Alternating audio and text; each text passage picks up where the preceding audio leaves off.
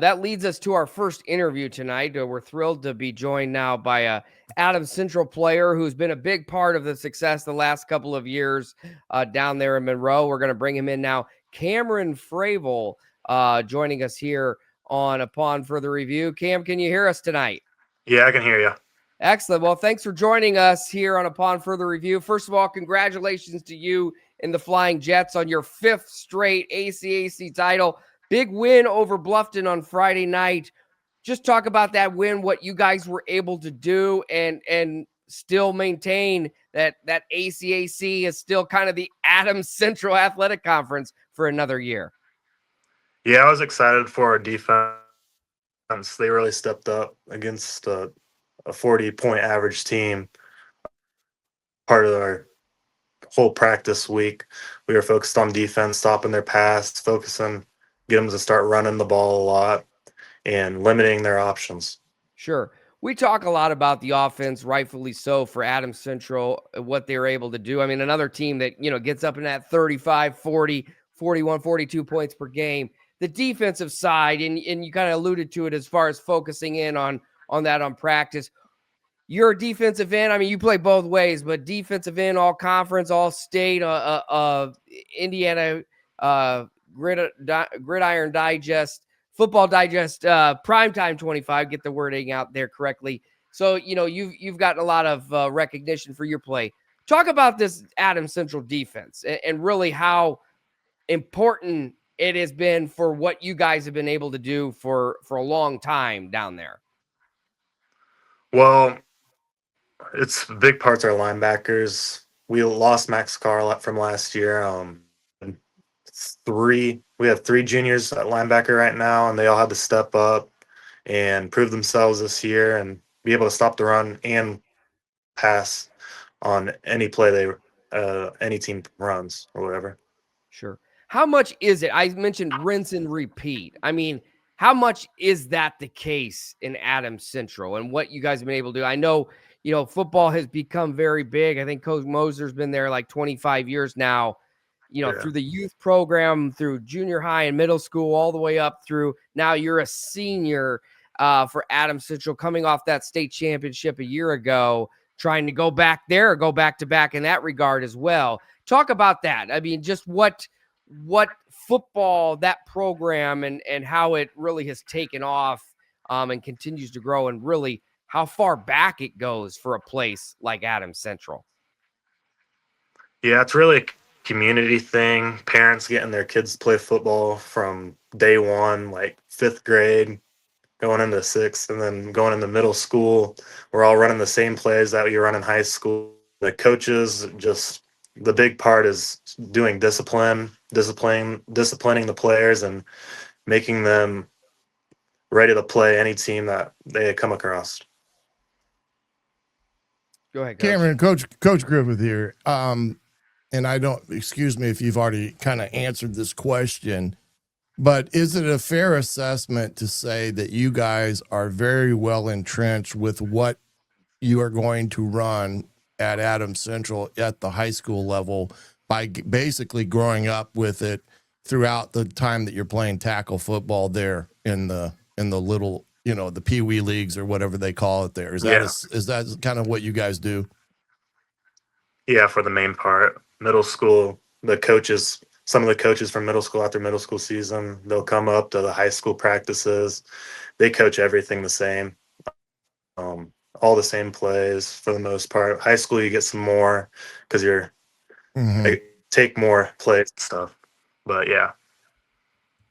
Yeah, this year, again, you guys have, are not really reinventing the wheel with what you guys do. It's just that you're really good doing what Coach Mosier and his coaches have put together there throughout their tenure, offensively and defensively. But now, as we draw to the end of the year coming up here, and Sunday being the actual sectional draw and such, what is it that do you think that you guys are going to have to do this year to get yourself back down to Indianapolis to go back and try for another state championship?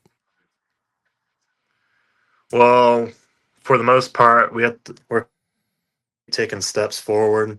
We can't take a step back or stay on a go play at a different team's level because that's taking a step back as well. We focus on the team we play every week. We can't skip a team because playoffs start once you have one. If you lose, you're out. So Right. you have to focus on that team. Make sure your whole team's ready to win. Yeah, you get to the aspect of the tournament, and it's a win or stay up, as we kind of see some highlights here. Your quarterback's had another phenomenal year, and he's gotten better year after year. Speak to his play of late and what he does for you guys as the quarterback or the leader of your ball club. Yeah, he's great. He really plays a part in our offense, giving defenses another person to look at the shutdown. Jamie gives looks for other players to have open runs because they're focused on Jamie. It just opens up our offense so much more. Yeah, and he does, like you said, he's kind of a dual threat because people may not realize this, but he can throw the football quite well. He's got pretty good mechanics of it, and you guys don't throw it a lot, but when he's called to do it, he does it well. Yeah.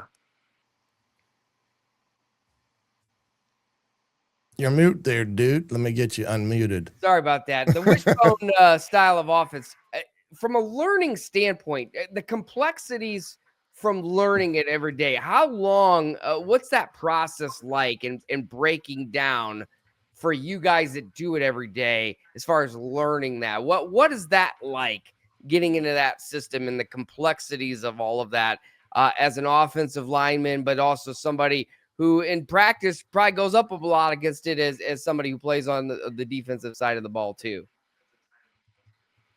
Well, for the first part, like middle school, you're really just learning the play. Then once you get to high school, you're learning the play, but the blocking scheme on different defensive fronts with different linebacker formations, and how if the team flows to the ball or stays home more often. Like it's more of just a railroad track blocking scheme where you have this route on your block. If they don't if they like back away from you or not on that track, you leave them for the next person because somebody else has got them. Absolutely. The state run, what was that like? I mean, you finally got over the hump a year ago, getting down there and winning. What did that mean to the community, to the players, to Adams Central as a whole? What you guys were able to accomplish last year? It meant so much to us. We finally got to bring it home. The bus ride through the town at the end of the night was so much fun. Seeing everybody with fireworks and stuff, it was awesome. Sure. And then what's next for you? You're a senior. I've seen on social media. Looks like you're making some visits to some colleges on Saturdays this fall. What your outlook after high school? What does that look like for you as far as what you're looking to do at the next level? Yeah, I want to play some college ball. Last weekend, yesterday, I just went to Indiana State and watched them play. I wanted to study engineering, mechanical engineering, and I've been scooting around colleges. Went to Iowa a couple weeks ago and watching some teams and getting a feel for their coaches and their environment. Absolutely. And pretty good student as well. I think up over a 3.7 GPA, and it is a big part of that as too. So, well, Cameron, we're grateful for you coming on tonight here on Upon Further Review to talk about the Adams Central Flying Jets. Another great season, another ACAC title, 5 straight now for Adams Central, 30 straight ACAC wins, and now you guys close up the regular season this weekend and then head into a very loaded sectional in Class 2A, and looking for an opportunity to win another state championship. And it will be interesting to see how that plays out in the coming weeks. Thanks so much for joining us, and good luck to you and Adams Central the rest of the way. Thank you, guys.